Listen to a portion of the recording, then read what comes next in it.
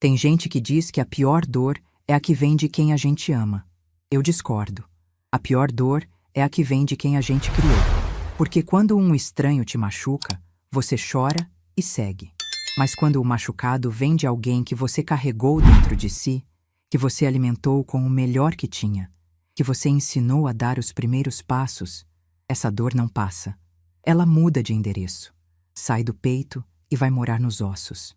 E fica ali, quietinha, te lembrando todos os dias que o amor nem sempre é devolvido na mesma moeda. Me chamo Beatriz de Souza Mendes, tenho 64 anos. E essa história que eu vou contar agora mudou tudo na minha vida. Tudo mesmo. Mudou minha casa, mudou meu endereço, mudou o jeito que eu me olho no espelho de manhã. Se você tiver paciência de ouvir até o final, vai entender por quê. E talvez, só talvez, vai se enxergar em algum pedaço dessa história. Porque o que aconteceu comigo não é raro. É só que a maioria das mulheres que passa por isso não tem coragem de contar. Eu resolvi contar. Era uma quinta-feira de maio. Eu me lembro porque quinta-feira era o dia que eu fazia sopa de legumes para o jantar, e eu tinha acabado de ralar a cenoura quando ouvi os passos do Renato no corredor. Meu filho, Renato, 34 anos, engenheiro civil, casado com Priscila, pai dos meus 2 netos, Pedro, de 9 anos, e Lívia, de 7. E a pessoa por quem eu dei cada gota de suor, cada noite de sono, cada pedaço de mim que eu tinha para dar. Eu morava com eles há 4 anos. No apartamento que eu ajudei a pagar, no bairro que eu assinei como fiadora para eles poderem alugar, dormindo no menor quarto da casa, aquele que ficava colado na área de serviço e que de madrugada eu ouvia o barulho da geladeira como se fosse um coração mecânico batendo do meu lado. Mas eu não reclamava. Nunca reclamei. Porque estar ali, perto dos meus netos, perto do meu filho, para mim já era suficiente. Ou pelo menos era o que eu me forçava a acreditar. Renato encostou no batente da porta da cozinha. Eu conheço cada gesto daquele menino desde que ele tinha 1 semana de vida. Conheço quando ele está com fome pelo jeito que ele mexe na orelha, conheço quando está nervoso pela forma como cruza os braços, e conheço quando ele está prestes a me machucar pelo jeito que ele desvia o olhar. Naquela noite, ele não me olhou nos olhos. Ficou ali, encostado, com as mãos nos bolsos da calça jeans, olhando para o rodapé da cozinha, como se o rodapé tivesse alguma resposta que ele precisava. Mãe, a gente precisa conversar. Larguei o ralador. Sequei as mãos no pano de prato, devagar, como quem já está se preparando por dentro para receber um golpe. Encostei na pia e esperei.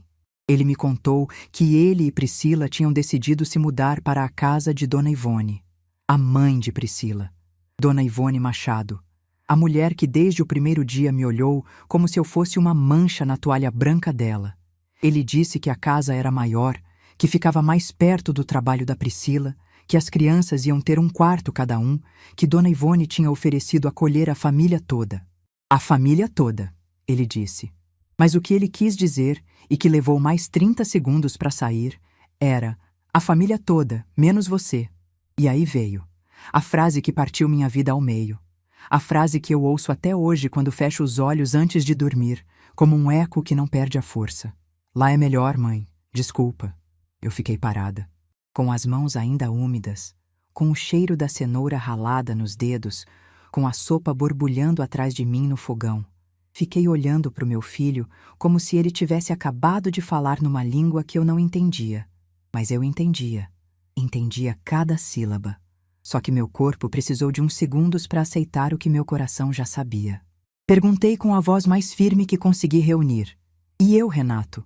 Ele finalmente me olhou. Mas foi um olhar rápido, um olhar de quem quer acabar logo com aquilo. Disse que eu podia ficar no apartamento por mais 1 ou 2 meses, que ele continuaria pagando o aluguel até eu me organizar, que não era nada pessoal, que Dona Ivone não tinha quarto sobrando, que as coisas iam se resolver. Mentira. Eu já tinha ido à casa de Dona Ivone. Aquela casa tem 5 quartos, 3 banheiros, uma suíte no térreo que fica vazia o ano inteiro. Não era falta de espaço, era falta de vontade. Dona Ivone não me queria lá, e Renato não lutou por mim.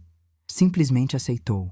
Como quem aceita trocar uma peça velha de um móvel que já não combina mais com a decoração. Sabe o que eu fiz? Nada. Por uns 10 segundos, eu não fiz absolutamente nada.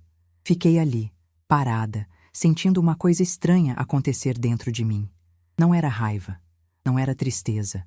Era uma espécie de clareza brutal, como quando você está dirigindo no nevoeiro e de repente o vento limpa tudo e você vê a estrada inteira à sua frente. Ali, naquele instante, eu vi. Vi cada gesto que ignorei, cada desprezo que engoli, cada vez que me diminuí para caber num espaço que não era meu. Vi tudo de uma vez só. E a Beatriz que chorava, que implorava, que pedia migalhas de atenção, essa Beatriz morreu ali, na frente daquele fogão, ao lado daquele ralador de cenoura. Sem dizer uma palavra, fui até o quarto da área de serviço. Abri o armário e tirei a mala que ficava no fundo, embaixo das cobertas extras que ninguém nunca usava. Uma mala preta, de rodinha, que eu tinha comprado anos atrás numa promoção. Nunca imaginei que um dia aquela mala seria o único objeto que me acompanharia para fora daquela casa. Comecei a guardar minhas coisas. Roupas, documentos, uma nécessaire com meus remédios, minha bíblia de capa surrada, um porta-retrato com a foto do Osvaldo, meu marido. O homem que partiu quando Renato tinha 6 anos e me deixou com o mundo inteiro nas costas. Renato ficou na porta do quarto, nervoso. Andava de um lado para o outro dizendo que não precisava ser assim, que eu estava exagerando, que não era para eu sair naquela noite. Mas eu não estava fazendo drama. Eu estava tomando a decisão mais lúcida da minha vida. A diferença é que quando uma mulher age com calma, o mundo acha que ela está sendo fria. E quando um homem faz a mesma coisa, chamam de determinação, pois eu estava determinada. Fechei a mala, vesti meu casaco cinza, aquele que Osvaldo me deu no nosso último inverno juntos e que eu nunca consegui me desfazer. Peguei minha bolsa.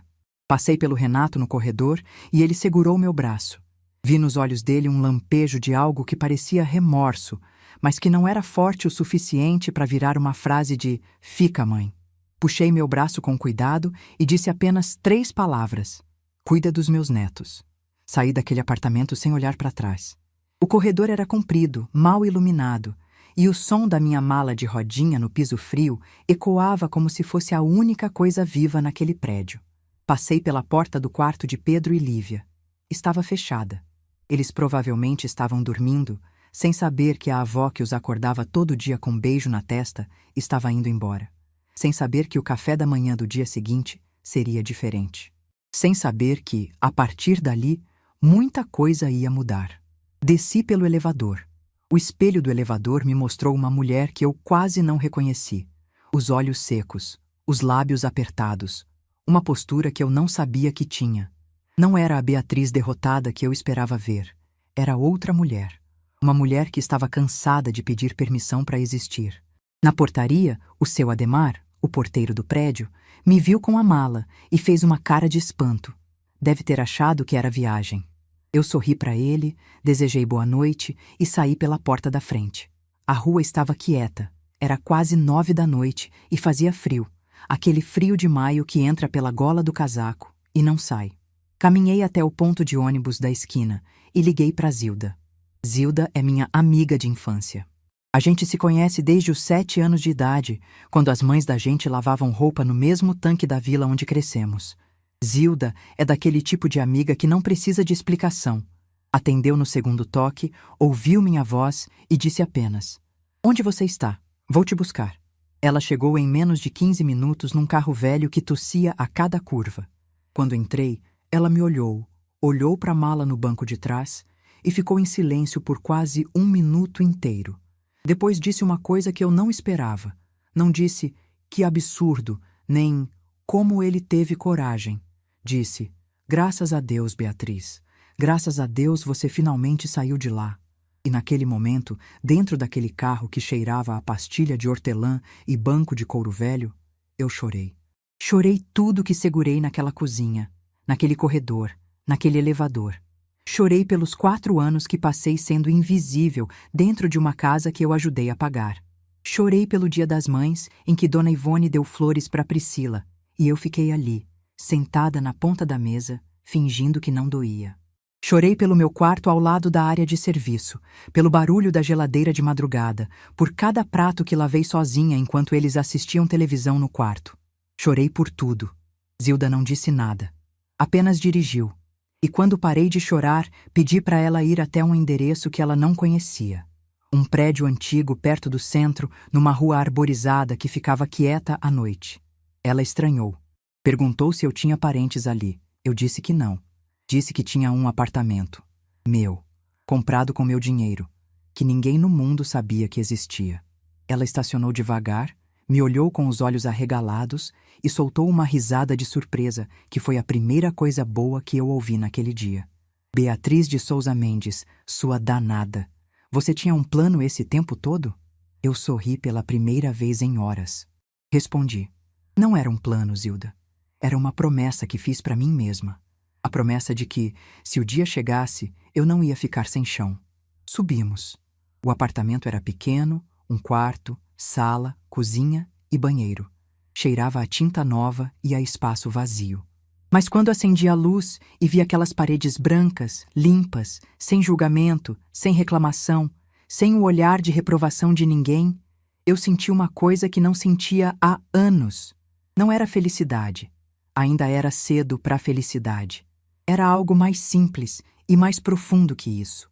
Era alívio. O alívio de quem tira um sapato apertado depois de caminhar o dia inteiro. O alívio de quem finalmente para de fingir que está tudo bem. Zilda me ajudou a estender um lençol no colchão que eu tinha comprado junto com o apartamento, preparou um chá com as coisas que encontrou na cozinha e ficou comigo até tarde. Não falamos de Renato. Não falamos de Priscila, nem de Dona Ivone. Falamos de quando éramos meninas, de quando brincávamos de casinha no quintal e sonhávamos com maridos bonitos e filhos carinhosos, de como a vida tinha rido dos nossos planos. Quando Zilda foi embora, eu fiquei sozinha naquele apartamento pela primeira vez. O silêncio era diferente. Não era o silêncio pesado de quem é ignorada. Era o silêncio leve de quem finalmente escolheu estar em paz. Deitei no colchão, olhei para o teto branco, e uma certeza começou a se formar dentro de mim, devagar, como água que enche um copo gota por gota. Eu não ia apenas sobreviver àquela situação.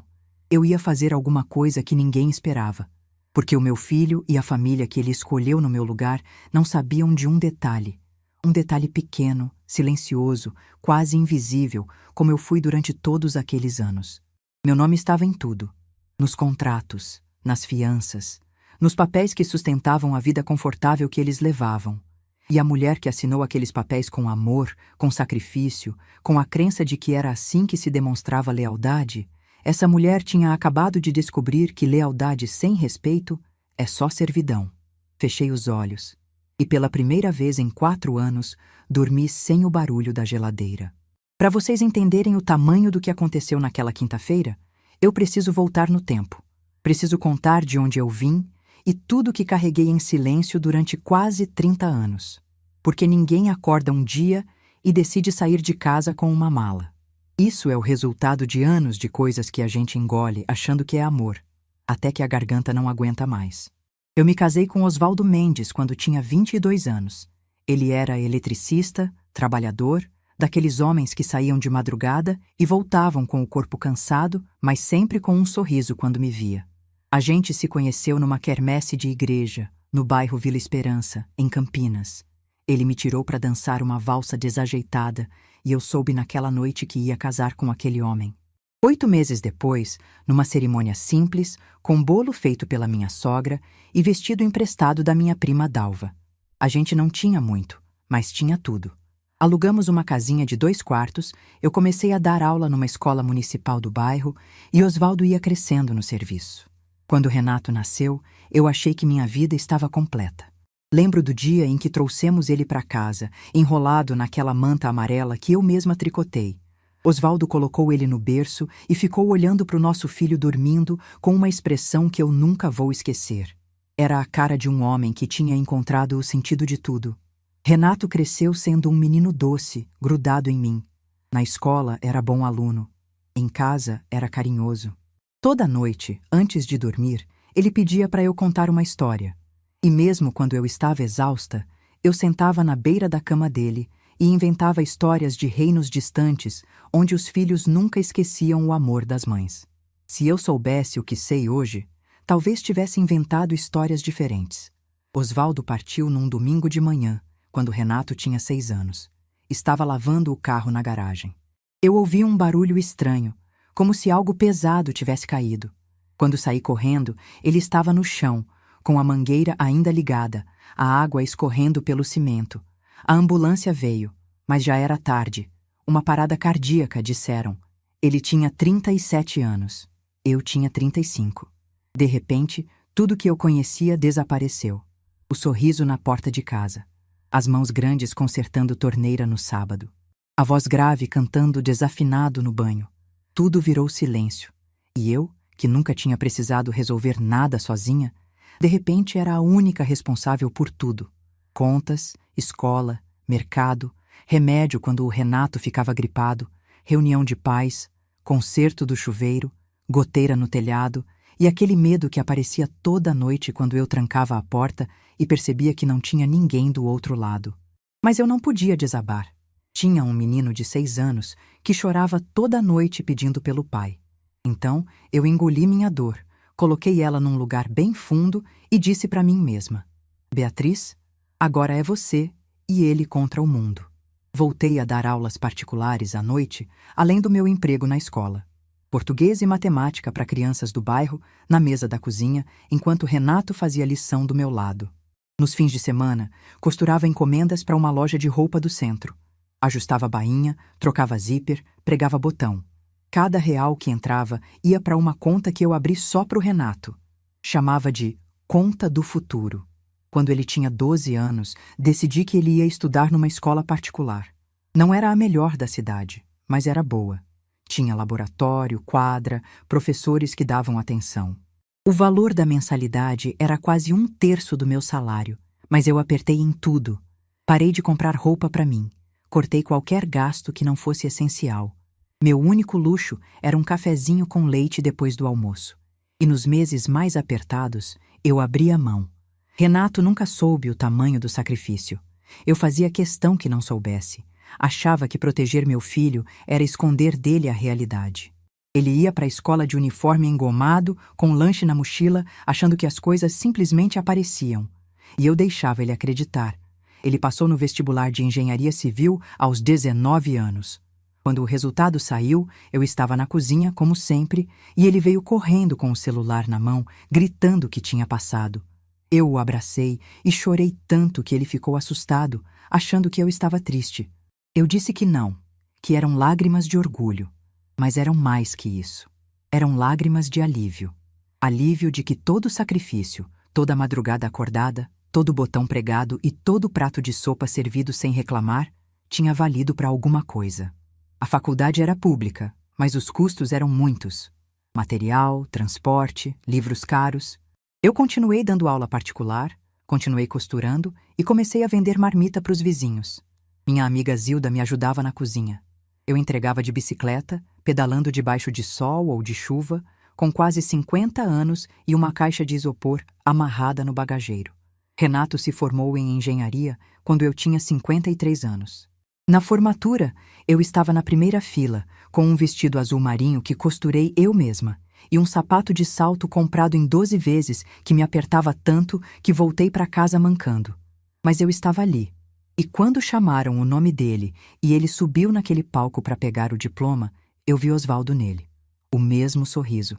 A mesma postura de quem conquistou algo grande. E eu pensei, a gente conseguiu, meu amor. A gente conseguiu. Renato arrumou emprego rápido numa construtora. Bom salário, boas perspectivas. E foi ali, numa festa da empresa, que ele conheceu Priscila Machado, filha de Dona Ivone Machado e do seu Celso, dono de uma concessionária de carros na zona sul da cidade.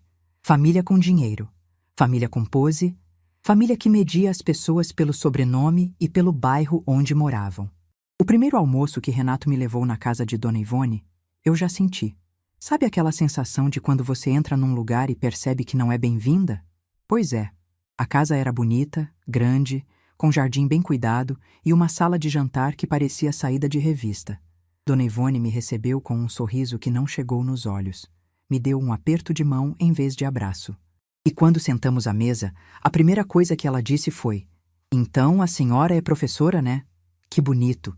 É tão importante ter gente assim na educação. Gente assim." Essas duas palavras ficaram grudadas em mim como espinho. Eu era gente assim. Gente de outro nível. Gente que servia para educar os filhos dos outros, não para sentar na mesma mesa de igual para igual. Na volta para casa, Renato me perguntou se eu tinha gostado. Eu disse que sim, que Dona Ivone era simpática. Engoli mais uma, porque a felicidade dele continuava pesando mais que minha dignidade. E eu já estava tão acostumada a engolir que nem percebia mais o gosto amargo. O casamento veio 1 ano e meio depois. Eu ofereci ajuda com as despesas. Vendi a aliança de ouro do Osvaldo, a única joia de valor que eu tinha, numa loja de compra de ouro no centro da cidade. Também peguei um empréstimo consignado na aposentadoria. Renato aceitou tudo sem pestanejar. Não perguntou de onde vinha o dinheiro, não recusou. Pegou e usou, como sempre. Dona Ivone pagou a decoração importada, o vestido de grife da Priscila, o DJ que veio de São Paulo. Na festa, todo mundo elogiava o que ela tinha bancado. Ninguém sabia que o buffet que alimentou 150 pessoas tinha saído do ouro do meu marido e da aposentadoria de uma professora. Depois do casamento, começaram a procurar apartamento. Priscila queria morar num bairro que não era o nosso. Um bairro com prédios novos, portaria 24 horas, academia no condomínio. Renato, no começo da carreira, não tinha como bancar sozinho. E a imobiliária exigiu fiador. Adivinha quem assinou? Eu. Beatriz de Souza Mendes. CPF, RG, comprovante de renda. Assinei sem reclamar, sem pedir nada em troca, porque era pro meu filho. 2 anos depois, Priscila decidiu fazer pós-graduação numa faculdade particular cara. O financiamento exigia fiador. De novo, fui eu. Assinei os papéis enquanto Priscila conferia o celular sem me olhar. Renato nem estava presente. Mandou mensagem perguntando se eu podia resolver. Eu podia. Eu sempre podia. Essa era a minha função: resolver, pagar, assinar, carregar e sorrir. Os anos foram passando. Pedro nasceu, depois veio a Lívia. Eu ajudava como podia, mas sempre de longe, porque Priscila fazia questão de manter distância. Foi só quando Pedro tinha 5 anos e Lívia 3 que Renato me convidou para morar com eles. Ele disse que o quarto de hóspedes estava sobrando, que as crianças iam adorar ter a avó por perto e que eu podia ajudar com a rotina. Na minha ingenuidade, achei que era carinho, que meu filho queria me perto porque me amava. Me mudei numa sexta-feira de março. Levei poucas coisas. Roupas, livros, minha Bíblia, o porta-retrato do Osvaldo. Quando cheguei, Priscila me mostrou o quarto, o menor do apartamento, colado na área de serviço, com uma janelinha que dava para a área interna do prédio. Tinha uma cama de solteiro, um armário estreito e uma cadeira de plástico. Ela disse: "Arrumei o melhor que pude, Dona Beatriz." Eu agradeci. Desembalei minhas coisas e coloquei o porta-retrato do Osvaldo na mesinha de cabeceira. Naquela noite, deitada naquela cama que rangia quando eu me virava, ouvindo o barulho da geladeira do outro lado da parede, eu olhei para o teto e pensei: tudo bem, pelo menos estou perto dos meus netos. A rotina se instalou rápido. Eu acordava às 5h30, preparava o café da manhã de todos, arrumava Pedro e Lívia para a escola, levava no ponto do ônibus, voltava, limpava a casa inteira, fazia almoço, esperava as crianças voltarem, ajudava com lição, fazia jantar e terminava o dia lavando louça sozinha enquanto Renato e Priscila assistiam série no quarto com a porta fechada. Ninguém me perguntava como tinha sido meu dia. Ninguém me agradecia pela comida. Ninguém me convidava para assistir nada. Eu era a engrenagem invisível que fazia tudo funcionar. Se eu faltava um dia, por estar com dor de cabeça ou mal do estômago, o caos se instalava. Priscila não sabia onde estava o uniforme de Pedro. Renato não encontrava as chaves do carro. As crianças reclamavam que o café da manhã era diferente. Mas ninguém associava aquilo a mim. Ninguém dizia: "A Beatriz faz muita falta." Diziam: "Que dia mais bagunçado." E Dona Ivone aparecia nos fins de semana, sempre com presentes caros, sempre com elogios para Priscila, sempre com aquele olhar que passava por mim como se eu fosse parte da parede. Num dia das mães, ela chegou com um buquê enorme de rosas vermelhas. Abraçou Priscila na frente de todos, disse: "Para a melhor mãe do mundo." Pedro e Lívia bateram palma. Renato sorriu. E eu fiquei ali, sentada na ponta da mesa, com as mãos no colo, esperando que alguém lembrasse que eu também era mãe. Que eu também estava ali. Que eu também existia. Ninguém lembrou. Naquela noite, depois que todos dormiram, eu fui até a cozinha beber água. E encontrei o buquê de Dona Ivone num vaso bonito no centro da mesa. As rosas estavam perfeitas, vermelhas, cheirosas. Fiquei olhando para elas por um longo tempo e uma coisa estranha aconteceu. Eu não senti inveja, não senti raiva, senti cansaço. Um cansaço profundo, dos ossos, da alma. O cansaço de quem percebe que não importa o quanto faça, nunca vai ser o bastante.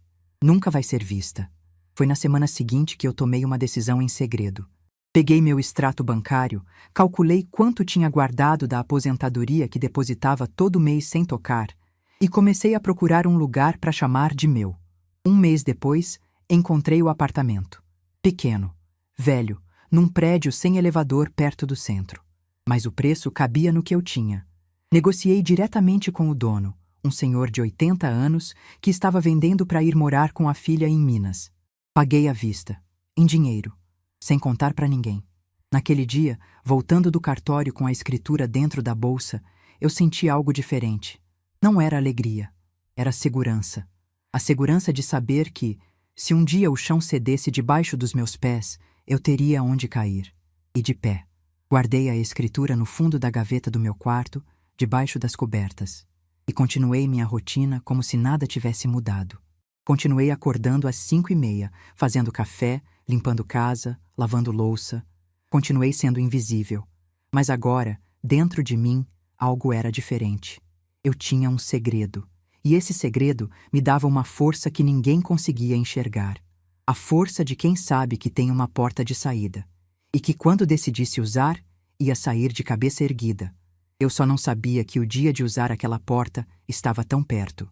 As primeiras manhãs no meu apartamento foram estranhas. Eu acordava e por alguns segundos não sabia onde estava. A luz entrava diferente, mais suave, sem aquela claridade agressiva do quarto da área de serviço. O silêncio era outro. Não era o silêncio pesado de quem está sobrando. Era o silêncio leve de quem finalmente está sozinha por escolha e não por rejeição. Na primeira semana, eu quase não saí. Fiquei arrumando o apartamento devagar, no meu ritmo. Lavei as janelas, passei pano nos armários, coloquei cortinas que comprei numa lojinha do centro. Cozinhei para mim mesma pela primeira vez em anos. Não feijão para o Renato, não frango grelhado sem tempero, porque Priscila estava de dieta, não sopa rala para as crianças. Fiz um arroz bem soltinho, uma carne de panela com batata, do jeito que o Osvaldo gostava, e sentei na minha mesa pequena, sozinha, e comi devagar. Sem relógio, sem pressa, sem ninguém me esperando para nada. Foi estranho perceber que eu tinha desaprendido a viver para mim. Durante quase 30 anos, cada decisão que tomei foi pensando em alguém. O que o Renato precisava. O que a Priscila ia achar. Se as crianças estavam bem. E agora, de repente, a única pessoa com quem eu precisava me preocupar era eu mesma. E isso me assustava mais do que eu esperava. Zilda aparecia quase todo dia. Trazia pão de queijo, bolo de cenoura, sempre com aquele jeitão dela de quem não faz cerimônia. Sentava no meu sofá, tirava o sapato e ficava ali comigo, conversando sobre coisas simples. Me contava sobre a novela, sobre a neta que tinha passado num concurso, sobre o gato do vizinho que fugia toda semana. Ela não me tratava com pena. Me tratava com normalidade. E naquele momento, normalidade era exatamente o que eu precisava. Foi a Zilda que me fez perceber uma coisa que eu não tinha notado. Numa dessas tardes, ela me olhou por cima da xícara de café e disse: "Beatriz, você já reparou que desde que saiu de lá, você não teve uma crise de dor de cabeça?" Eu parei, pensei, e era verdade. Nos últimos 2 anos morando com o Renato e a Priscila, eu tinha dor de cabeça quase todo dia. Tomava remédio como quem toma água. Cheguei a ir num médico que disse que podia ser tensão, estresse acumulado. Mandou eu descansar mais. Como se descansar fosse uma opção para quem acordava às 5h30 e só parava às 10 da noite. E ali no meu apartamento, sem a rotina sufocante, sem os olhares de reprovação, sem a sensação constante de estar incomodando, as dores tinham simplesmente desaparecido. Meu corpo estava me dizendo o que minha cabeça se recusou a ouvir durante anos. Aquela casa estava me adoecendo. Na segunda semana, comecei a retomar coisas que tinha abandonado. Voltei a caminhar de manhã cedo, coisa que não fazia desde antes de me mudar para o apartamento do Renato. Descobri uma praça perto de casa com bancos de madeira debaixo de árvores enormes. Sentava ali, via os passarinhos, ouvia o barulho das folhas e sentia uma paz que não cabia no peito. Me inscrevi num grupo de convivência para pessoas da terceira idade, no salão paroquial da igreja do bairro. No primeiro dia, cheguei tímida, sem conhecer ninguém. Mas fui recebida com aquele calor que só gente mais velha sabe dar. Dona Célia, a coordenadora do grupo, uma senhora de 74 anos, com uma energia que fazia inveja a qualquer jovem, me abraçou e disse: "Bem-vinda, querida. Aqui a gente não julga ninguém, só acolhe." Naquele grupo, descobri que minha história não era exceção, era regra. Dona Madalena foi abandonada pelos 3 filhos quando ficou doente. Seu Geraldo sustentou a família inteira durante 40 anos, e quando se aposentou, os filhos se mudaram e nunca mais ligaram. Dona Teresa criou os netos sozinha, enquanto a filha ia morar na Europa, e quando a filha voltou, levou as crianças embora sem nem agradecer. Cada história era um espelho diferente da minha dor. Mas o que mais me impressionava naquele grupo não eram as histórias tristes, eram as histórias de recomeço. Pessoas que tinham aprendido a viver sozinhas e descobriram que sozinhas não significava solitárias. Que tinham encontrado alegria em coisas simples, um livro novo, uma caminhada no parque, uma viagem de ônibus para uma cidade vizinha. Que tinham entendido que a vida não acabava quando os filhos iam embora. Às vezes, ela só começava de verdade. Renato me ligou pela primeira vez 10 dias depois da minha saída. Mensagem de texto, às 9 da noite. "Tudo bem, mãe?" 2 palavras e um ponto de interrogação. Respondi: "Tudo bem." 2 palavras e um ponto final. Ele não perguntou onde eu estava morando. Não perguntou se eu precisava de alguma coisa. Não pediu para me ver. Só queria limpar a consciência com uma mensagem genérica. E eu não ia facilitar. Nos dias seguintes, ele mandou mais algumas mensagens parecidas. Sempre curtas, sempre superficiais.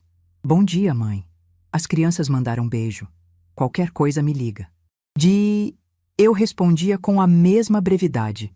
Educada, cordial, mas sem abrir porta para a intimidade. Ele tinha feito uma escolha, e eu estava fazendo a minha. Priscila apareceu 1 mês depois. Não no meu apartamento, porque ela não sabia onde eu morava. Mandou uma mensagem perguntando se eu podia ficar com Pedro e Lívia num sábado, porque ela e Renato tinham um evento de empresa. Li a mensagem 2 vezes. Não porque não tivesse entendido, mas porque não acreditava na audácia. A mulher que ajudou a me descartar agora precisava dos meus serviços. Respondi: "Não vou poder, Priscila." A resposta dela demorou quase 1 hora. Quando veio, foi seca. "Tá bom." Sem ponto de exclamação, sem emoji, sem obrigada mesmo assim. Só, "tá bom." Como se eu tivesse negado um favor pequeno, como emprestar uma xícara de açúcar. Ela não fazia ideia de que aquele não era o primeiro de muitos. E que cada não que eu dizia era um pedaço de mim que eu estava recuperando. Foi nessa época que Zilda me contou algo que mexeu comigo. Ela tinha uma amiga, Dona Carmen, que morava no mesmo bairro de Dona Ivone. E Dona Carmen ouviu Dona Ivone falando sobre mim numa roda de amigas, num almoço de senhoras depois da missa. Segundo Dona Carmen, Dona Ivone disse com aquela voz de quem dá lição de moral o seguinte: "Agora sim, as crianças têm uma estrutura familiar de verdade. A mãe do Renato é uma boa mulher, coitada, mas não tinha condições de oferecer o que essa família precisa." Coitada. Condições. Estrutura de verdade. Cada palavra era uma pedra jogada na minha dignidade por uma mulher que nunca levantou às 5 da manhã para preparar café para ninguém, que nunca vendeu uma aliança para pagar casamento de filho, que nunca pedalou debaixo de chuva para entregar marmita. Dona Ivone, com sua casa grande e sua boca maior ainda, estava dizendo para o mundo que eu não tinha condições. que ela era a estrutura, que ela era o que aquela família precisava. Quando Zilda me contou isso, eu não chorei, não gritei. Senti uma coisa diferente. Senti clareza, uma clareza fria, limpa, como água de nascente. E foi nessa clareza que nasceu a pergunta que mudou tudo. Zilda me olhou por cima da mesa, mexendo o açúcar no café, e disse, quase como quem pensa em voz alta: Beatriz, me diz uma coisa. Você ainda é fiadora do apartamento do Renato? Eu parei com a xícara no ar, coloquei devagar na mesa, e pela primeira vez em semanas senti meu coração acelerar. Sim, eu era fiadora do contrato de aluguel do apartamento que Renato e Priscila ainda mantinham. Mesmo morando na casa de Dona Ivone, eles não tinham desfeito o contrato do apartamento. Priscila usava como escritório para trabalhar de casa alguns dias por semana, e eles guardavam móveis e coisas lá. O aluguel continuava sendo pago, e meu nome continuava preso naquele contrato como uma âncora no fundo do mar. E não era só isso. Eu também era fiadora do financiamento estudantil da Priscila. A pós-graduação que ela estava fazendo, aquela que custava uma fortuna e que eu assinei sem Renato sequer estar presente. Meu nome, meu CPF, minha aposentadoria. Tudo amarrado à vida confortável de pessoas que me descartaram como se eu fosse um móvel fora de moda. Fiquei em silêncio por um tempo longo. Zilda me conhece bem demais. Não disse mais nada. Só ficou ali, bebendo o café, esperando. Ela sabia que aquela pergunta tinha atingido alguma coisa dentro de mim. Algo que estava adormecido, esperando o momento certo para acordar. Naquela noite, não consegui dormir. Fiquei deitada olhando para o teto, pensando nos contratos que assinei sem ler, nas garantias que dei sem receber nenhuma em troca, no meu nome pendurado em papéis que sustentavam a vida de pessoas que não se deram ao trabalho de me agradecer. Eu era invisível dentro da família, mas era absolutamente essencial nos documentos. Ninguém me queria na sala de jantar, mas todo mundo precisava de mim no cartório. Na manhã seguinte, liguei para Zilda e pedi uma indicação de advogado. Ela me passou o contato do doutor Marcos, um advogado de meia-idade que tinha escritório perto da rodoviária. Liguei, marquei horário para o dia seguinte e fui.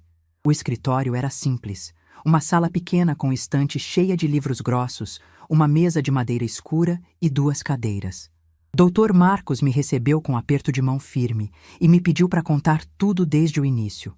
Contei, sem pressa, sem enfeitar, sem esconder nada. Ele ouviu em silêncio, fazendo anotações num bloco amarelo. Quando terminei, ele tirou os óculos, esfregou os olhos e disse uma coisa que vou lembrar para o resto da vida. Dona Beatriz, a senhora é fiadora de pessoas que não são fiadoras da senhora. Isso, juridicamente, a senhora tem todo o direito de mudar. Explicou que eu podia solicitar formalmente a substituição da fiança nos 2 contratos. No caso do aluguel, o contrato previa a possibilidade de substituição do fiador mediante notificação prévia. No caso do financiamento estudantil, o processo era um pouco diferente, mas também possível.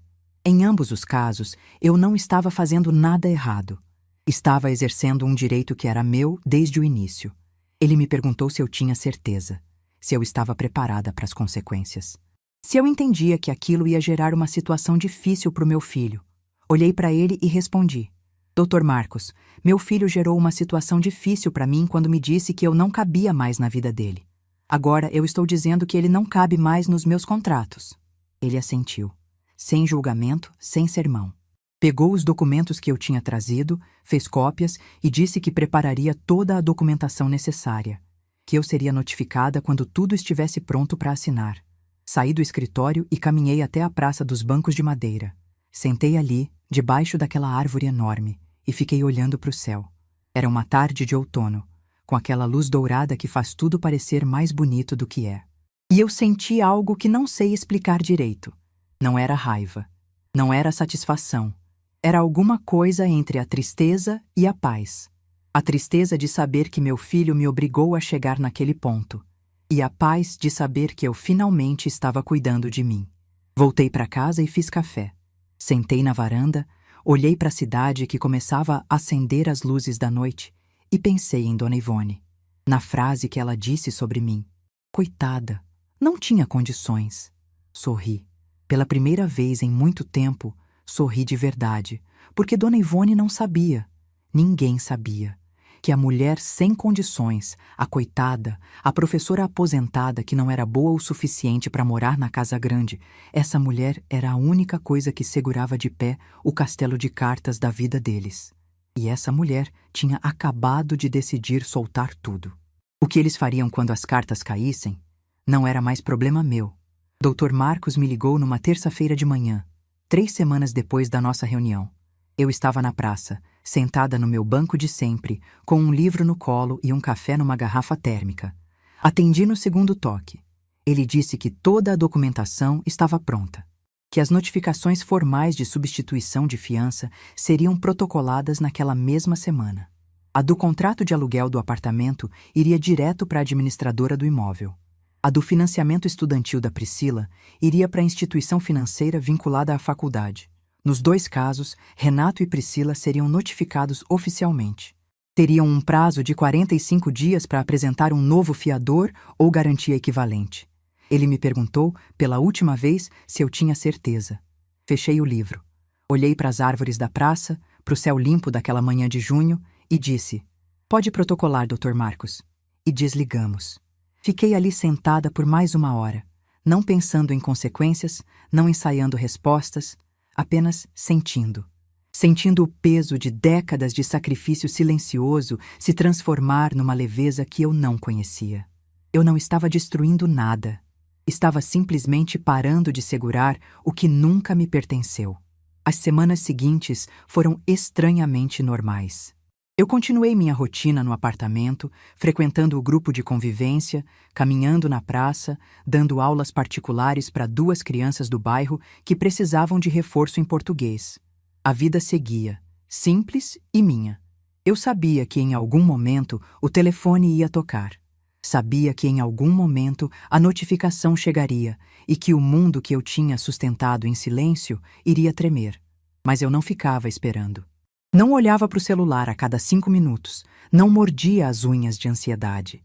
Tinha uma serenidade dentro de mim que vinha de um lugar profundo, daquele lugar onde a gente guarda as decisões que sabe que são certas, mesmo quando doem. O telefone tocou numa quinta-feira à noite. Eu estava na cozinha preparando uma sopa de abóbora quando vi o nome do Renato piscando na tela. Ele não me ligava havia semanas. Só mandava mensagens curtas, sem conteúdo. Se estava ligando, era porque alguma coisa tinha acontecido. Respirei fundo. Atendi. A voz dele estava diferente. Não era a voz calma do homem que me disse: "Lá é melhor, mãe", com naturalidade na cozinha. Era uma voz trêmula, acelerada, de alguém que tinha acabado de levar um susto. Ele disse: "Mãe, eu recebi uma notificação, do banco, da administradora do apartamento. Estão dizendo que a fiadora pediu para tirar o nome, que eu tenho 45 dias para resolver." Fez uma pausa. Respirou. Continuou. "A Priscila também recebeu uma notificação da faculdade. A fiança do financiamento foi retirada. Mãe, o que está acontecendo?" Eu desliguei o fogo da sopa. Puxei uma cadeira. Sentei. E respondi com a voz mais calma que já usei na vida. "O que está acontecendo, Renato, é que a fiadora decidiu cuidar da própria vida." Silêncio do outro lado. Um silêncio longo, pesado, daqueles que a gente quase consegue ouvir o pensamento da outra pessoa girando. Ele ainda não tinha entendido. Ou não queria entender. Ele perguntou: "Mãe, você sabe quem é o fiador? Eu nunca li o contrato direito." A Priscila que resolveu tudo na época. E ali eu entendi uma coisa que me partiu o coração e me deu forças ao mesmo tempo. Meu filho nunca tinha lido os contratos. Nunca. Em nenhum momento da vida dele, ele parou para olhar quem estava garantindo o teto sobre a cabeça dele. Quem estava segurando a corda para que ele não caísse. Ele simplesmente vivia, confortável, sem se perguntar como aquilo tudo funcionava. Porque sempre teve alguém fazendo isso por ele. E esse alguém era eu. Respirei fundo e disse: "Renato, a fiadora sou eu. Sempre fui eu. Do apartamento e da faculdade da Priscila. Meu nome, meu CPF, minha aposentadoria. Tudo amarrado. Faz anos." O silêncio que veio depois dessa frase foi o silêncio mais alto que eu já ouvi. Durou 3, 4, 5 segundos. Uma eternidade pelo telefone. Quando ele finalmente falou, a voz saiu baixa, quase um sussurro. Mãe, era você? Esse tempo todo era você? E eu respondi, sem ironia, sem raiva, sem levantar a voz. Sempre fui eu, Renato. Sempre fui eu. Você só nunca se deu ao trabalho de olhar. Ele tentou falar alguma coisa, mas as palavras saíam atropeladas. Perguntou por que eu não tinha avisado, por que eu não tinha conversado antes, por que eu tinha feito aquilo sem falar com ele. E eu ouvi cada pergunta com paciência, deixei ele terminar e respondi. Eu não avisei porque você também não me avisou quando decidiu que eu não cabia mais na sua vida. Você tomou a decisão de me deixar sem consultar meu coração. Eu tomei a decisão de me proteger sem consultar o seu. Ele ficou em silêncio de novo. Depois disse que ia resolver, que ia encontrar outro fiador, que não era o fim do mundo. Desligou com a voz embargada, sem se despedir direito. Naquela noite, eu não senti prazer, não senti satisfação. Senti uma tristeza mansa, como chuva fina que molha devagar. Tristeza de saber que meu filho só se lembrou que eu existia quando descobriu que eu sustentava algo. Que durante meses ele não me visitou, não perguntou onde eu morava, não trouxe as crianças para me ver. Mas bastou uma notificação do banco para ele me ligar em desespero. Eu era invisível na vida dele, mas era indispensável nos papéis dele. E essa contradição, essa dor, essa ironia cruel, era tudo que eu precisava para saber que tinha tomado a decisão certa. Nas semanas seguintes, fiquei sabendo por Zilda o que estava acontecendo do outro lado. E o que aconteceu foi exatamente o que eu imaginava. Renato entrou em pânico. Começou a ligar para amigos pedindo para alguém assinar como fiador. Ninguém quis. Ser fiador é assumir uma dívida que não é sua. É colocar seu nome, sua casa, sua estabilidade em risco por outra pessoa. As pessoas que se dispõem a fazer isso são raras. Eu fui uma delas durante anos. E o que recebi em troca foi uma mala de rodinha e uma porta que se fechou atrás de mim. Renato ligou para tios, para primos. Ligou até para o irmão da Priscila, que morava em Belo Horizonte. Ninguém assinou. Todo mundo tinha desculpa, todo mundo entendia a situação, mas ninguém colocou o nome no papel. Solidariedade de palavras é fácil. Solidariedade de assinatura, ninguém quer dar. E então veio o momento que eu esperava. Não com ansiedade, não com satisfação. Com uma curiosidade triste, como quem assiste uma previsão se confirmar. Renato pediu para Dona Ivone assinar. Dona Ivone, a mulher que abriu as portas da casa dela, dizendo que lá era melhor. A mulher que disse para as amigas que eu era coitada e não tinha condições de oferecer o que a família precisava. A mulher que comprava presentes caros para os netos, que ostentava o patrimônio, que se posicionava como o pilar daquela família. Renato foi até ela, explicou a situação, mostrou os documentos e pediu que assinasse como fiadora. Zilda me contou o que aconteceu. Dona Carmen, a amiga dela que morava perto de Dona Ivone, ouviu a conversa porque estava visitando a vizinha do lado e as janelas estavam abertas. Dona Ivone ouviu tudo o que Renato tinha a dizer. Olhou para os documentos, olhou para o genro e respondeu com uma frase que eu vou guardar para sempre, não por maldade, mas porque ela revelou tudo o que eu já sabia. Meu filho, eu não posso colocar meus bens em risco. Cada um tem que cuidar do que é seu. Você entende, né? Cada um tem que cuidar do que é seu. A mesma mulher que me chamou de coitada. A mesma mulher que disse que eu não tinha condições. A mesma mulher que tomou o meu lugar na vida do meu filho. Não assinou uma linha sequer. Não arriscou um centavo do patrimônio dela. Não abriu a mão para nada que não fosse aplausos e opiniões. Sabe qual é a diferença entre mim e Dona Ivone? Eu assinei. Eu coloquei tudo que tinha em risco. Eu hipotequei minha segurança para garantir o futuro do meu filho. E quando ele não precisou mais de mim, me mandou embora com uma frase de 5 palavras. Dona Ivone não assinou nada, não arriscou nada, não deu nada além de espaço físico numa casa grande demais. Mas era ela que estava lá, sentada na cabeceira da mesa, recebendo os elogios. Quando Zilda terminou de me contar, eu fiquei em silêncio por muito tempo. Ela me perguntou se eu estava bem. Eu disse que sim, porque aquela informação não me deu alegria, me deu confirmação. A confirmação de que eu não estava errada, de que minha decisão não foi vingança, não foi crueldade. Foi a consequência natural de se desprezar quem te sustenta em silêncio. O prazo de 45 dias foi passando. Renato não conseguiu outro fiador.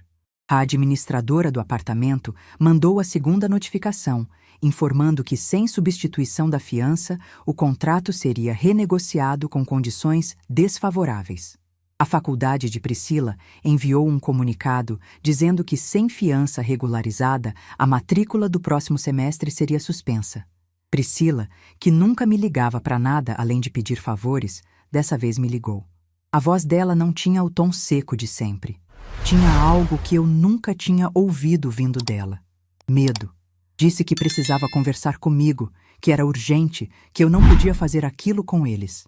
Eu ouvi e respondi com educação como sempre. Priscila, eu não estou fazendo nada com vocês. Estou fazendo algo por mim. Pela primeira vez na vida, estou cuidando de mim.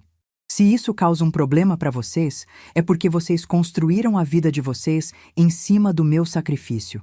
E sacrifício sem respeito tem prazo de validade. Ela ficou muda. Desligou sem responder. Renato apareceu no meu apartamento 2 dias depois. Dessa vez ele sabia o endereço, porque eu mesma mandei por mensagem quando ele pediu para conversar pessoalmente. Quando abri a porta, levei um susto com a aparência dele. Estava mais magro, com olheiras profundas, o cabelo despenteado. Não parecia o engenheiro seguro que eu conhecia. Parecia o menino de 6 anos que acordava chorando de madrugada, pedindo pelo pai. Entrou. Olhou ao redor do apartamento. Vi nos olhos dele a surpresa.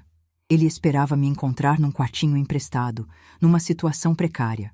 E encontrou um apartamento arrumado, limpo, com cortinas nas janelas, plantas na varanda e cheiro de café fresco. Ele sentou no sofá. Eu servi café. E ele chorou. Não chorou de raiva, não chorou de desespero financeiro. Chorou de vergonha. Disse, entre soluços, que só agora entendia o que eu tinha feito por ele a vida inteira. Que ele nunca parou para pensar em quem estava por trás de tudo. Que quando a Priscila resolvia os contratos, ele simplesmente assinava sem ler, sem perguntar, sem se importar. Que ele achava que as coisas simplesmente funcionavam. Que ele nunca imaginou que a fiadora, a pessoa que colocou tudo em risco por ele, era a mesma pessoa que ele mandou embora com uma mala num corredor frio. Eu escutei tudo, cada palavra. Sem interromper, sem consolar, sem passar a mão na cabeça. Quando ele terminou, eu disse: Renato, eu te amo. Nunca deixei de amar, mas amor não é sinônimo de servidão. Eu passei a vida inteira achando que amar era carregar, sustentar, aguentar. Descobri que amar também é saber a hora de soltar. E essa hora chegou. Ele me olhou com os olhos vermelhos e perguntou se eu ia voltar atrás, se eu ia reassinar os contratos. Se as coisas podiam voltar a ser como eram. Eu olhei para ele com toda a ternura e toda a firmeza que cabia dentro de mim e disse: Não, filho, não vai voltar a ser como era. Porque como era não estava bom para mim. Estava bom para todo mundo, menos para mim. E eu finalmente entendi que eu também conto. Ele saiu do meu apartamento naquela noite em silêncio. Não bateu porta, não gritou, não ameaçou. Saiu como quem finalmente entendeu que certas pontes, quando a gente queima, não pegam fogo por raiva. Pegam fogo porque não tinham mais para onde levar. Fiquei na varanda olhando ele entrar no carro. Vi que ele ficou parado ali dentro por uns minutos antes de ligar o motor. Talvez chorando, talvez pensando. Talvez pela primeira vez na vida, lendo o contrato que tinha com a própria mãe e percebendo que tinha descumprido todas as cláusulas. Quando o carro dele sumiu na esquina, eu olhei para o céu escuro e senti algo que não tem nome. Não era vitória, não era alívio. Era algo entre a saudade do filho que ele foi e a aceitação do homem que ele se tornou. E a certeza inabalável de que eu, Beatriz de Souza Mendes, tinha feito a coisa certa. Mesmo que doesse, mesmo que custasse, mesmo que o mundo inteiro achasse que uma mãe nunca deveria fazer o que eu fiz. Porque o mundo inteiro nunca dormiu no quarto da área de serviço. 8 meses. 8 meses se passaram desde aquela quinta-feira de maio em que saí de um apartamento com uma mala de rodinha e o coração em pedaços. E se alguém me perguntasse hoje se eu faria tudo de novo, eu responderia sem hesitar: faria. Cada passo, cada silêncio, cada porta que fechei atrás de mim. Mas não pensem que foi fácil. Não foi. Houve manhãs em que acordei, e a primeira coisa que pensei foi no cheiro do cabelo do Pedro quando ele encostava a cabeça no meu ombro para assistir desenho. Houve tardes em que o silêncio do apartamento pesava demais, e eu me pegava olhando para o telefone esperando uma ligação que não vinha. Houve noites em que a saudade dos meus netos era tão grande que eu abraçava o travesseiro e fingia que era a Lívia pedindo mais uma história antes de dormir. Mas a saudade, por mais que doesse, não era mais forte que a dignidade. E foi nessa balança entre o coração e o respeito próprio que eu fui, devagar, construindo uma vida nova. O apartamento que era meu segredo virou meu lar. Cada canto ganhou minha cara. A cozinha tinha temperos que eu gostava, não os que Priscila exigia. A sala tinha uma poltrona de veludo verde que eu comprei numa loja de usados e que Zilda disse que parecia coisa de rainha. O quarto tinha cortinas claras que deixavam o sol entrar de manhã, diferente daquela janelinha sufocada do quarto da área de serviço. E na varanda, onde eu tomava café toda manhã, coloquei vasos de manjericão e hortelã que perfumavam o ar. Continuei dando aulas particulares. Meus 2 alunos do bairro, Davi e Amanda, vinham 3 vezes por semana. Crianças simples, de famílias trabalhadoras, que me lembravam do Renato quando pequeno. Quando Davi acertava uma conta de multiplicação e abria aquele sorriso enorme, eu sentia que ainda tinha algo valioso para oferecer ao mundo. O grupo de convivência da igreja virou minha segunda família. Dona Célia, a coordenadora, organizou uma viagem para Águas de Lindóia com o grupo. 3 dias num hotel simples com piscina térmica. Eu, que não viajava para lugar nenhum fazia mais de 10 anos, arrumei uma mala pequena. Não aquela mala preta de rodinha, essa ficou guardada no fundo do armário como um lembrete. E embarquei num ônibus fretado com mais 25 pessoas da minha idade. Naquela viagem, ri como não ria há anos. Joguei baralho até meia-noite com seu Geraldo e Dona Madalena. Nadei na piscina térmica debaixo de um céu estrelado. Dancei forró com um senhor chamado Joaquim, que tinha 2 pés esquerdos, mas uma alegria contagiante. E numa tarde, sentada na beira da piscina com os pés na água, liguei para minha irmã Aparecida, em Sorocaba, e contei tudo, tudo mesmo. Desde o bilhete do Renato até a retirada da fiança. Aparecida ficou em silêncio por quase 1 minuto. Depois disse, com a voz embargada: Beatriz, por que você não me ligou antes? Por que carregou isso sozinha? E eu respondi a verdade. Porque eu passei a vida inteira achando que carregar sozinha era ser forte. Agora sei que pedir ajuda também é. Aparecida veio me visitar no mês seguinte. Ficou 1 semana no meu apartamento, dormindo no sofá-cama que comprei justamente para receber visitas. Ela cozinhou comigo, andou comigo pela cidade, me levou numa feira de artesanato onde comprei um quadro pintado à mão que hoje fica na minha sala. Quando foi embora, me abraçou na porta e disse: Eu sempre soube que você era mais forte do que pensava. Agora o mundo também sabe. Enquanto minha vida florescia, fiquei sabendo por Zilda e Dona Carmen o que estava acontecendo na casa de Dona Ivone. E a ironia era tão perfeita que parecia roteiro de novela. Dona Ivone, que abriu as portas da casa com um sorriso largo dizendo que lá era melhor, estava descobrindo que receber uma família inteira era muito diferente de dar palpite de longe.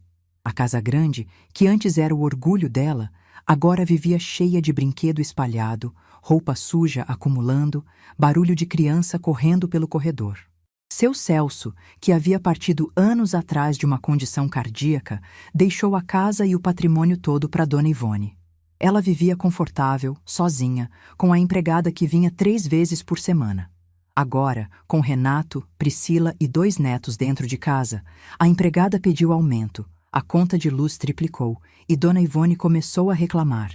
Dona Carmen me contou que Dona Ivone andava dizendo para as amigas que não aguentava mais aquela situação, que não tinha mais privacidade na própria casa, que os jovens de hoje não sabem se organizar.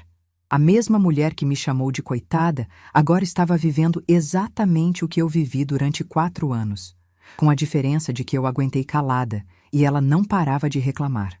Priscila, sem a pós-graduação que foi suspensa por falta de fiança, ficou frustrada. Começou a trabalhar mais horas para compensar financeiramente e chegava em casa tarde, cansada, sem paciência. As crianças ficavam com Dona Ivone, que não tinha o menor jeito com elas. Pedro, que estava acostumado com a avó Beatriz ajudando na lição, começou a ir mal na escola. Lívia ficou mais quieta, mais retraída. Quando Zilda me contou sobre as crianças, confesso que meu coração apertou. Elas não tinham culpa de nada. Eram crianças que amavam a avó e foram separadas dela por decisões de adultos que não mediram as consequências. Foi aí que Renato apareceu de novo, mas dessa vez diferente de todas as outras. Ele ligou num sábado de manhã, com a voz calma, sem desespero, sem choro. Pediu para me ver. Perguntou se podia trazer as crianças. Eu disse que sim. Quando a campainha tocou e eu abri a porta, Pedro e Lívia entraram correndo e se jogaram nos meus braços com uma força que quase me derrubou. Pedro, que agora estava mais alto, me abraçou pela cintura e disse: "Vovó, eu senti tanta saudade que doía na barriga." Lívia se pendurou no meu pescoço e ficou ali, sem dizer nada, só agarrada em mim, como se tivesse medo de me perder de novo. Eu me agachei, segurei os dois e naquele momento senti que toda a dor dos últimos meses tinha valido por aquele abraço. Não porque eu precisava deles para me sentir completa, mas porque amá-los era uma escolha minha, não uma obrigação imposta. Renato ficou parado na porta, observando a cena. Estava diferente. Não mais magro e desesperado como da última vez. Estava mais sóbrio, mais contido, com uma expressão nos olhos que eu não via nele desde a infância. Humildade. Entrou devagar. Olhou ao redor do apartamento, viu os vasos na varanda, o quadro de Aparecida na parede, os livros na estante, minha poltrona verde. Viu uma mulher que tinha construído uma vida sem a permissão dele. E eu vi nos olhos dele que aquilo doeu. Não de ciúme ou de raiva. Doeu de perceber que a mãe que ele achava frágil era, na verdade, a pessoa mais forte que ele conhecia. Enquanto as crianças brincavam com os lápis de cor que eu tinha comprado especialmente para elas, Renato sentou na cozinha comigo. Não pediu para eu voltar. Não pediu para reassinar nada. Disse apenas: "Mãe, eu errei. Não tenho como desfazer o que fiz. Mas quero que a senhora saiba que eu entendi. Entendi o que a senhora fez por mim a vida inteira, e entendi o que eu fiz com a senhora. Se um dia a senhora quiser me perdoar, vai ser no seu tempo. Eu vou estar aqui." Eu olhei para o meu filho e vi nele, pela primeira vez em muito tempo, o menino que eu criei. Não o homem moldado pela Priscila e pela Dona Ivone. O menino que sentava na cozinha comigo tomando chá e contando como tinha sido o dia. E eu disse: "Renato, perdão não é uma coisa que se pede, é uma coisa que se constrói. Se você quer meu perdão, comece me respeitando. O resto vem com o tempo." Ele assentiu. Não disse mais nada. E ali, naquela cozinha pequena, com o cheiro de café e o barulho dos meus netos desenhando na sala, alguma coisa começou a mudar entre nós. Não era um recomeço. Era algo novo. Uma relação que nunca existiu antes, porque antes eu era a mãe que servia e ele era o filho que recebia. Agora, éramos duas pessoas adultas, aprendendo a se respeitar. A partir dali, Renato passou a trazer as crianças a cada 15 dias. Sempre ligava antes, sempre perguntava se eu podia. Nunca mais apareceu sem avisar, nunca mais tratou minha disponibilidade como garantida.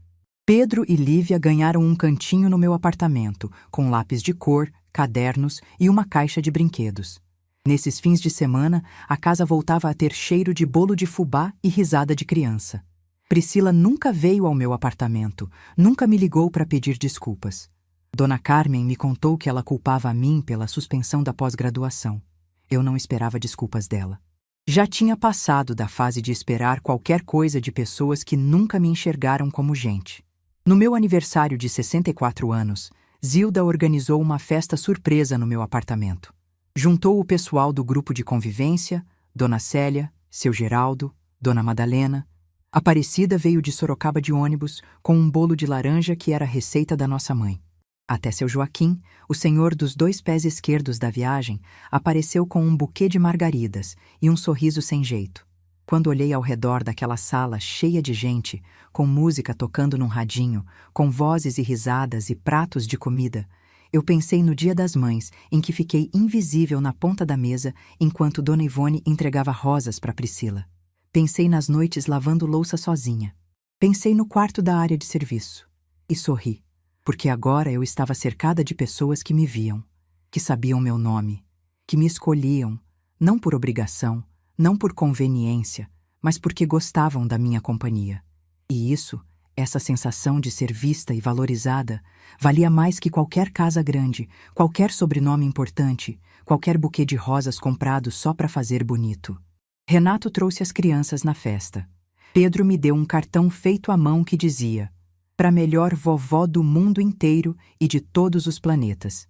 Lívia me deu um desenho de nós duas de mãos dadas, com um sol enorme em cima e a palavra amor, escrita em letras tortas. Guardei os dois dentro da minha Bíblia, junto com a foto do Osvaldo. Hoje, enquanto conto essa história, estou sentada na minha poltrona verde, com o cheiro do manjericão entrando pela janela da varanda e o sol da tarde esquentando meus pés. A cidade está quieta lá embaixo, e eu estou em paz. Não porque tudo se resolveu perfeitamente. A vida não funciona assim. Priscila continua distante. Dona Ivone continua sendo Dona Ivone. A pós-graduação continua suspensa. A casa grande continua cheia demais, mas eu não carrego mais nada disso. Não é mais meu peso. Não é mais minha responsabilidade. Eu aprendi, aos 63 anos, uma coisa que deveria ter aprendido aos 30. Que bondade sem limite vira servidão. Que amor sem respeito vira exploração. Que silêncio por medo vira prisão. E que a coisa mais corajosa que uma mulher pode fazer não é aguentar tudo calada. É levantar, pegar sua mala e ir embora de cabeça erguida. Meu nome é Beatriz de Souza Mendes. Tenho 63 anos. Fui professora, costureira, vendedora de marmita, babá, cozinheira, fiadora e engrenagem invisível de uma família que nunca me enxergou. Carreguei o mundo nas costas durante quase 30 anos. E no dia em que larguei esse mundo, ele desmoronou. Não por maldade minha, mas porque ninguém sabia que era eu que segurava tudo. Então, se você está ouvindo essa história e se enxerga em algum pedaço dela, se você também é a mulher invisível da sua família, a que faz tudo e não recebe nada, a que engole e sorri, a que assina e carrega, eu quero te dizer uma coisa simples, que mudou minha vida e pode mudar a sua. Você também conta. Seu cansaço conta. Sua dor conta. Seu silêncio conta. E o dia em que você decidir que não aguenta mais, não vai ser o fim do mundo. Vai ser o começo do seu. Porque às vezes, a maior revolução de uma mulher não é gritar. É simplesmente parar de carregar o mundo nas costas e deixar que ele sinta o peso. E acredite, ele sente. Se essa história tocou seu coração, deixe seu like, se inscreva no canal e comente aqui embaixo. No meu lugar, o que você faria? Sua mensagem pode iluminar o dia de alguém.